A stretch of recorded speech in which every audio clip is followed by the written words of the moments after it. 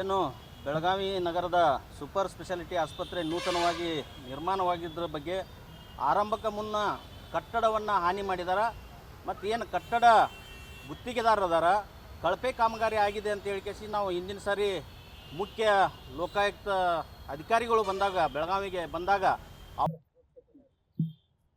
ಏನು ಬೆಳಗಾವಿ ನಗರದ super speciality ಆಸ್ಪತ್ರೆ ನೂತನವಾಗಿ ನಿರ್ಮಾಣವಾಗಿದ್ದರ ಬಗ್ಗೆ ಆರಂಭಕ್ಕೆ ಮುನ್ನ ಕಟ್ಟಡವನ್ನು ಹಾನಿ ಮಾಡಿದಾರ ಮತ್ತು ಏನು ಕಟ್ಟಡ ಗುತ್ತಿಗೆದಾರದಾರ ಕಳಪೆ ಕಾಮಗಾರಿ ಆಗಿದೆ ಅಂತ ಹೇಳಿಕೆಸಿ ನಾವು ಹಿಂದಿನ ಸಾರಿ ಮುಖ್ಯ ಲೋಕಾಯುಕ್ತ ಅಧಿಕಾರಿಗಳು ಬಂದಾಗ ಬೆಳಗಾವಿಗೆ ಬಂದಾಗ ಅವಾಗ ಕೂಡ ನಾವು ಅದನ್ನು ಒಂದು ನಮ್ಮ ಸಂಘಟನೆ ಮುಖಾಂತರ ಮನವಿ ಕೊಟ್ಟಿದ್ವಿ. ಅದ್ರ ಜೊತೆಗೆ ಲೋಕಾಯುಕ್ತ ಕಚೇರಿ ಒಳಗೆ ಕೇಸನ್ನು ಕೂಡ ನಾವು ರಿಜಿಸ್ಟರ್ ಮಾಡಿದ್ವಿ. ಏನು ತಪ್ಪಿತಸ್ಥ ಗುತ್ತಿಗೆದಾರರದಾರ ಟೈಲ್ಸ್ಗಳೆಲ್ಲ ಒಂದು ಡ್ರಿಲ್ ಮಾಡಿ ಅವಕ್ಕೆ ಮಳೆ ಹೊಡೆಯುವಂಥ ಕೆಲಸ ಆಗೈತಿ ಮತ್ತು ಕಳಪೆ ಕಾಮಗಾರಿ ಆಗೈತಿ. ಇದ್ರ ಬಗ್ಗೆ ನಾವು ಲೋಕಾಯುಕ್ತರಿಗೂ ದೂರು ಕೊಟ್ಟಿದ್ವಿ ಮತ್ತು ಲೋಕಾಯುಕ್ತರು ಸ್ವಯಂ ಪ್ರೇರಿತವಾಗಿ ಸ್ವಯಂ ದೂರನ್ನು ದಾಖಲಾತಿ ಮಾಡ್ಕೊಂಡ್ರು.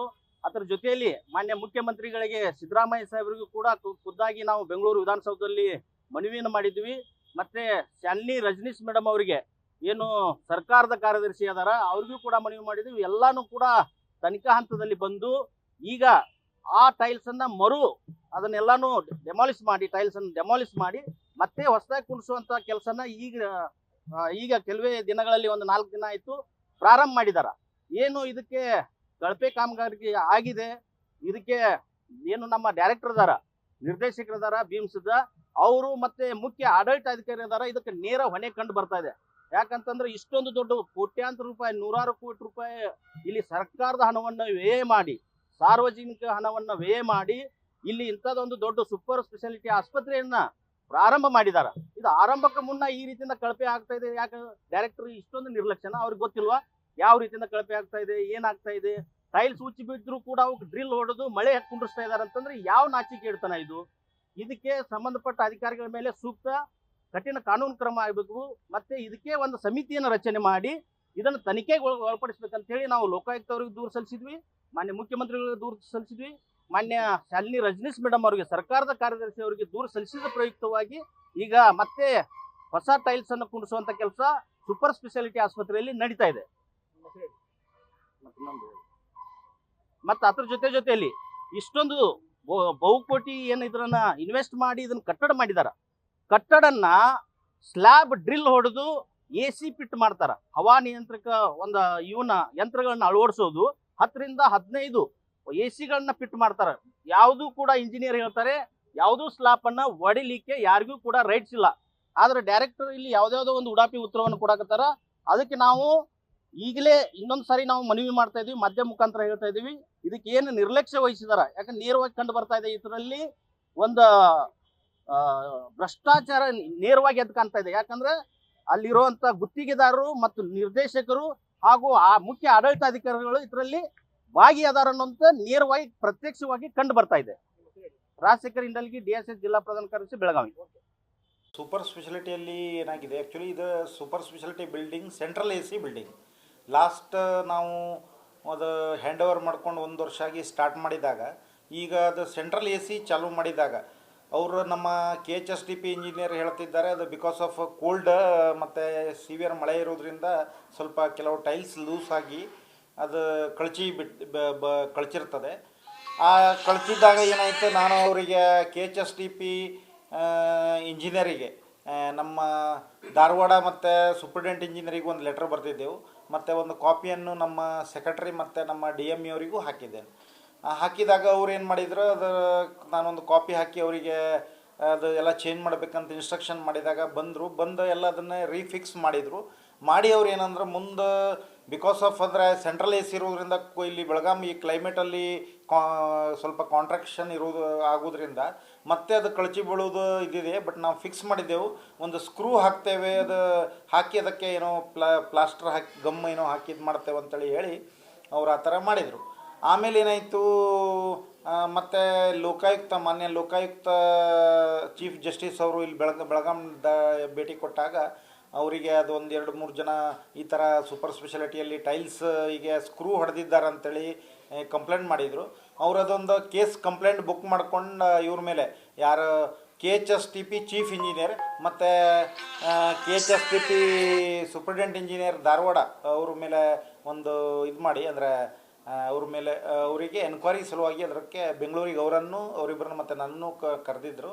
ಕರೆದು ನಾನು ಈ ಥರ ರೈಟಿಂಗಲ್ಲಿ ಅವರಿಗೆ ಅದು ಸರಿಪಡಿಸ್ಬೇಕಂತೇಳಿ ಕೇಳಿದ್ದೆ ಹೇಳಿದಾಗ ಅವರು ಅವರಿಗೆ ಚೀಫ್ ಇಂಜಿನಿಯರಿಗೆ ಟೈಮ್ ಕೊಟ್ಟು ಡಿಸೆಂಬರ್ ಎಂಡ್ ಒಳಗೆ ಅದನ್ನೆಲ್ಲ ಸರಿ ಮಾಡಿ ಮತ್ತು ಅದರ ಫೋಟೋ ಎಲ್ಲ ತಂದು ನಮಗೆ ಕೊಡ್ಬೇಕಂತೇಳಿ ಅವರಿಗೆ ಆರ್ಡರ್ ಮಾಡಿ ಅದರ ಮೇಲೆ ನಾನು ಅದರದ್ದು ಕ್ಲೋಸ್ ಮಾಡ್ತೇನೆ ಅಂತ ಹೇಳಿದರು. ಹಾಗಾಗಿ ಅವರು KHSTP ಚೀಫ್ ಇಂಜಿನಿಯರ್ದ ಆದೇಶದ ಮೇರೆಗೆ ಅವರು ಬಂದು ಮನೆ ನಮ್ಮಲ್ಲಿ ಅದು ರಿಪೇರಿ ಎಲ್ಲ ಮಾಡ್ತೇವೆ ಅಂತ ಕೇಳ್ಕೊಂಡಾಗ ನಾವು ಅದರ ಮೇಲೆ 4th ಫ್ಲೋರಲ್ಲಿ ಎಲ್ಲೆಲ್ಲ ಆ ಥರ ಪ್ರಾಬ್ಲಮ್ಸ್ ಆಗಿದೆ ಅಲ್ಲಿಂದ ಎಲ್ಲ ಶಿಫ್ಟ್ ಬೇರೆ ಕಡೆಗೆ ಮಾಡ್ಕೊಂಡು ಅವರಿಗೆ ಅದು ಸ್ಪೇಸ್ ನಾವು ಅವರಿಗೆ ಅನುಕೂಲ ಮಾಡಿಕೊಟ್ಟೆವು. ಮಾಡಿ ಅವ್ರಿಗೆ ಅವ್ರಿಗೆ ಏನು ಹೇಳಿದ್ದೆವು, ವಿದಿನ್ 10 ಡೇಸಲ್ಲಿ ಅದನ್ನೆಲ್ಲ ಇದು ಮಾಡಿ ಪೂರಾ ಎಲ್ಲ ತೆಗಿಬೇಕಂದ್ರೆ ಮತ್ತು ನಾಳೆ ಏನಾಗ್ತದೆ ಒಂದು ತೆಗೆದು ಮತ್ತು ಇನ್ನೊಂದು ಇದು ಮಾಡಿ ಹಾಕಿದ ಮೇಲೆ ಮತ್ತು ಇನ್ನೊಂದು ಇದಾಗೋಕ್ಕಿಂತ ಎಲ್ಲೆಲ್ಲೆಲ್ಲ ಅದು ಅವ್ರು ಕಾಯಿನು ಹೊಡೆದು ನೋಡಿದಾಗ ಅಲ್ಲೆಲ್ಲ ಟೊಳ್ಳು ಬಂದಿದೆ ಅಲ್ಲೆಲ್ಲ ರಿಪ್ಲೇಸ್ ಮಾಡ್ಬೇಕಂತ ಹೇಳಿದಾಗ ಅವ್ರು ಏನು ಮಾಡಿದ್ರು, ಈಗ ಒಂದು ಸ್ಪೆಷಲ್ ಪ್ಲಾಸ್ಟರ್ ಬರ್ತದಂತ ಅದನ್ನು ಯೂಸ್ ಮಾಡಿ ಅದು ಭಾಳ ಪರ್ಮನೆಂಟ್ ಅಂತದು ಈಗ ಹೊಸ ಟೆಕ್ನಿಕ್ ಅಂತ ಅದ್ರ ಮೇಲೆ ಎಲ್ಲ ಕಡೆ ಎಲ್ಲೆಲ್ಲಿ ಪ್ರಾಬ್ಲಮ್ ಆಗಿದೆ ಅದೆಲ್ಲ ಕಡೆ ರಿಪ್ಲೇಸ್ ಮಾಡ್ತಿದ್ದಾರೆ. ಅದೇನೂ ಇಲ್ಲ, ಖರ್ಚು ವೆಚ್ಚ ಎಲ್ಲ ಅವರದ್ದೇ. ಯಾಕಂದರೆ ಅವ್ರದ್ದು ಮೇಂಟೆನೆನ್ಸ್ 3 ವರ್ಷದವರೆಗೆ ಅದು ನಮ್ಮ ಮೇಂಟೆನೆನ್ಸ್ KHSTP ಅವ್ರದ್ದೇ. ಅದು ಆ ಬಿಲ್ಡಿಂಗ್ ಬಗ್ಗೆ ನಮ್ಮದು ಏನೂ ಸಂಬಂಧ ಇಲ್ಲ. ಯಾಕಂದರೆ ಅದು ಹ್ಯಾಂಡ್ ಓವರ್ ನಾವು ಕಾಂಟ್ರಾಕ್ಟರಿಂದ ಮಾಡ್ಕೊಂಡಿರೋದಿಲ್ಲ, KHSTPಯಿಂದ ಮಾಡ್ಕೊಂಡಿರ್ತಾರೆ.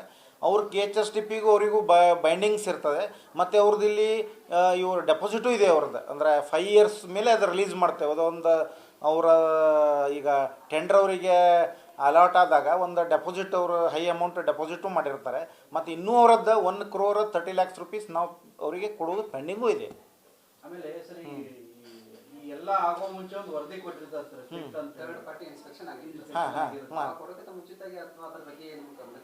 ಅವರ ಎಲ್ಲ ಅದು ನಮಗೆ ಹ್ಯಾಂಡ್ ಓವರ್ ಮಾಡುವಾಗ ಏನಾಗಿತ್ತಂದರೆ ಏನೂ ಪ್ರಾಬ್ಲಮ್ ಆ ಥರ ಇದ್ದಿದ್ದಿಲ್ಲ. ಈ ಲಾಸ್ಟ್ ಟೈಮ್ ಜೋರು ಮಳೆ ಬಂತಲ್ಲ, ಈ ವರ್ಷ ಕಂಟಿನ್ಯೂಸ್ ಮಳೆ ಬಂದಾಗ ಇದೆಲ್ಲ ಪ್ರಾಬ್ಲಮ್ಸ್ ಆಗಿದೆ. ಪ್ರತಿ ವರ್ಷ ಮಳೆ ಆಗಿದೆ ಇಲ್ಲ, ಈ ಸಲ ಮಳೆ ಜಾಸ್ತಿ ಬಂತಲ್ಲ, ಹ್ಯಾಂಡ್ ಓವರ್ ಮಾಡುವಾಗ ಇದೇನೂ ಪ್ರಾಬ್ಲಮ್ ಇದ್ದಿದ್ದಿಲ್ಲ.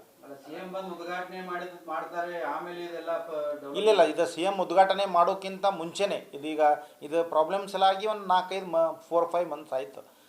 ಬಟ್ ಅವ್ರದ್ದು ಈಗ ಕೆಲಸ ಈಗ ಸ್ಟಾರ್ಟ್ ಮಾಡಿದ್ದಾರೆ. ಯಾಕಂದ್ರೆ ನಮ್ದು ಏನಾಗಿದೆ, ಅವರಿಗಲ್ಲಿ ಕೆಲಸ ಮಾಡಲಿಕ್ಕೆ ನಾವು ಒಂದೊಂದು ಬ್ಲಾಕ್ ಈಗ ಒಂದೇ ಸಲ ಎಲ್ಲ ಮಾಡಲಿಕ್ಕೆ ಬರೋದಿಲ್ಲ ಎಲ್ಲೆಲ್ಲ ಅಂಥೇಳಿ ನಾವೇನು ಮಾಡ್ತಿದ್ದೆವು, ಈಗ ಮೇಲೆ 4th ಬ್ಲಾಕಲ್ಲಿ ಈಗ ಫಸ್ಟಕ್ಕೆ ಹೊರಗೆ ಕ್ಯಾಥ್ಲ್ಯಾಬ್ ಹೊರಗಡೆ ಈಗ ನಾವು ಮಾಡಿ ಕೊಟ್ಟಿದ್ದೆವು. ಮತ್ತು ಅದರದ್ದೆಲ್ಲ ಕಂಪ್ಲೀಟಾಗಿ ಅವ್ರು ಕ್ಲೀನ್ ಮಾಡಿ ಮತ್ತು ಇದಾದ ಮೇಲೆ ಮತ್ತು ಇನ್ನೊಂದು 2-3 ಕಡೆಯಲ್ಲಿ ಅಷ್ಟೇ ಇದೆ, ಅದು 2-3 ಕಡೆ ರಿಪೇರಿ ಮಾಡಿ ಕೊಡ್ತಾರೆ. ಅದು ಆ್ಯಕ್ಚುಲಿ ಅದು I am not the technical ಅಲ್ಲ. ಹಾಂ, ಇಲ್ಲ ಅದೇನಾದರೂ ಅದ್ರ ಬಗ್ಗೆ ನಾನು ಆ್ಯಕ್ಚುಲಿ ಅದು ನೀವು KHSTP ಇಂಜಿನಿಯರಿಂಗ್, ಯಾಕಂದ್ರೆ ನಮ್ಮಲ್ಲಿ ಏನಾಗ್ತದೆ ಅದು KHSTP ಅಂದರೆ ಅವರು it is just like PWD ಇದ್ದಂಗೆ. They are the competent authority. ಅದಕ್ಕೆ ಆ್ಯಸ್ ಎ ಡೈರೆಕ್ಟರ್ ನಾನು ಬಂದು ಚಾರ್ಜ್ ತೊಗೊಳುವಾಗ ಎಲ್ಲ ನಿಮಗೂ ಗೊತ್ತಿದೆ, ಎಲ್ಲ ಸೂಪರ್ ಸ್ಪೆಷಾಲಿಟಿ ಎಲ್ಲ ಕೆಲಸ ಮುಗ್ದಿದೆ.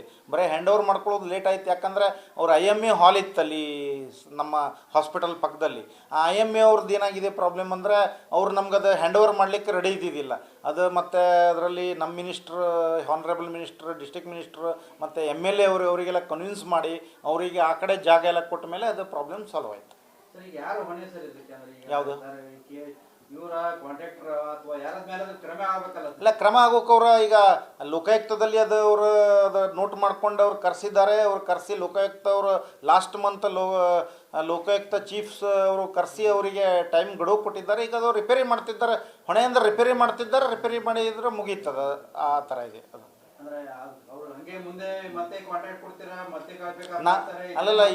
ಅಲ್ಲಲ್ಲ ಇದು ಕಾಂಟ್ರಾಕ್ಟ್ ಇದು ಏನಾಗಿದೆ ಇದರಲ್ಲಿ ನಾನು ಆ್ಯಸ್ ಎ ಡೈರೆಕ್ಟರ್ ಅಷ್ಟೇ ಹೇಳ್ಬೋದು.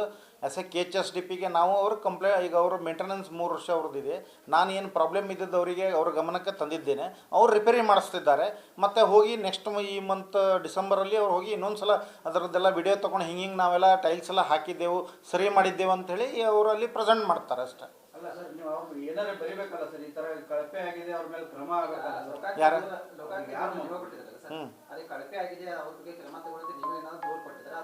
ಇಲ್ಲ, ನಾವು ಅದು ಈಗ ಅವರಿಗೆ ಈ ಥರ ಕಳಪೆ ಅಂತಲ್ಲ, ಈಗ ಟೈಲ್ಸ್ ಪ್ರಾಬ್ಲಮ್ ಆಗಿದೆ ಅಂತೇಳಿ ನಾವು ಅವ್ರಿಗೆ ಆಲ್ರೆಡಿ 3 ಲೆಟರ್ ಬರೆದಿದ್ದೇನೆ. ನಾನು ಅವರಿಗೆ ಯಾರಿಗೆ KHSTP ಅವರಿಗೆ ಮೊದಲೇ ಬರೆದಿದ್ದೇನೆ. ಲೋಕಾಯುಕ್ತ ಬರೋಕ್ಕಿಂತ ಮುಂಚೆ 3 ಲೆಟರ್ ಬರೆದಿದ್ದೆವು. ಓರಲಿಯೂ ಸಾಕಷ್ಟು ಬಾರಿ ಅದನ್ನು ಸರಿ ಮಾಡಿ ಅಂತ ಹೇಳಿದ್ದೇವೆ ಅದು.